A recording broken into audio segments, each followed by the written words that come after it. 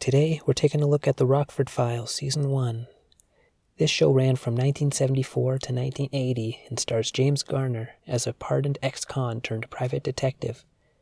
It was quite different from other shows at the time, as Rockford was an underdog, living in a trailer, just managing to get by, and if he was on a case, he's usually trying to collect his fee from people who won't pay, or they say they'll send him a check, or something comes up where he loses his bonus or his fee, or he's helping a friend who can't pay or he won't take money from, so he's constantly getting gypped on the regular.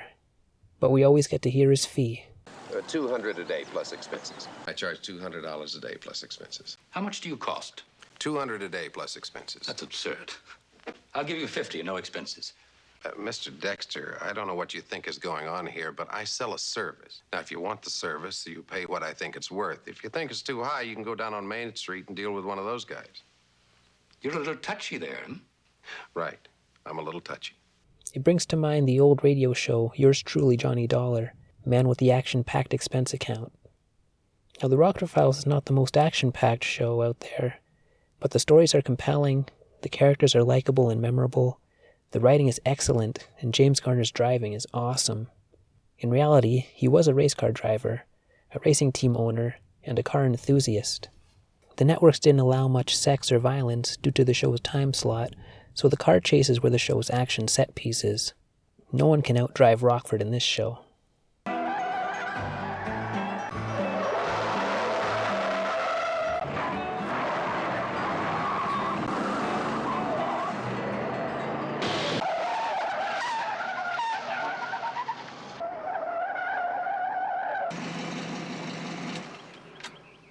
You're nuts.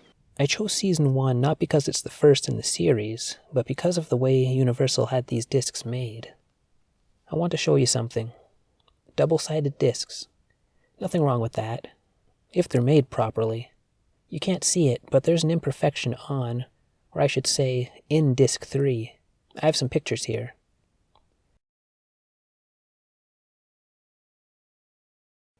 Now that's inside the disc, and being double-sided, it's on the other side as well.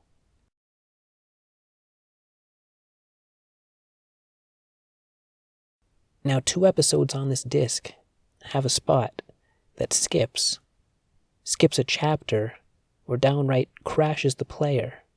It wouldn't be too bad if it were an isolated incident, but I returned this set to the store 2 times.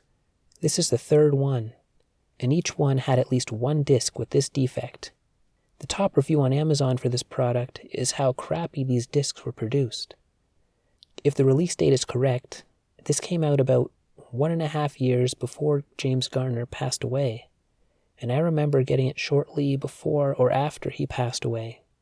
And the only other thing I could think of, besides, these discs are shit, is James Garner deserves better than this.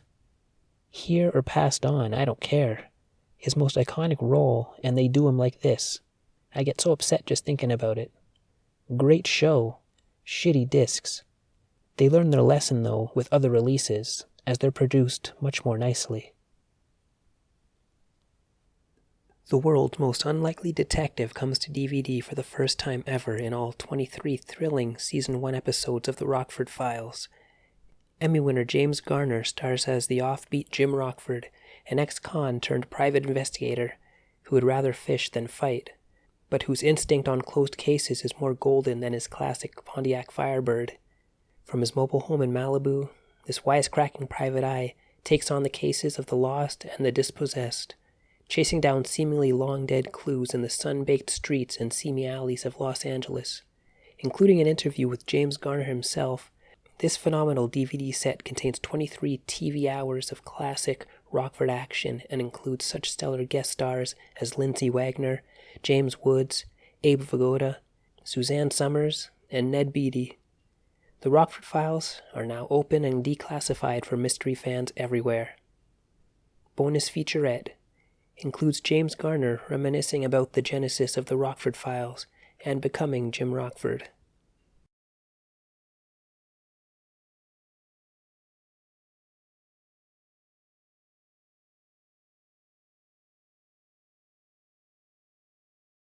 This is Noah Beery as Joseph or Rocky, James's dad, He's always trying to talk Jim into quitting the PI business and going to something much more safe.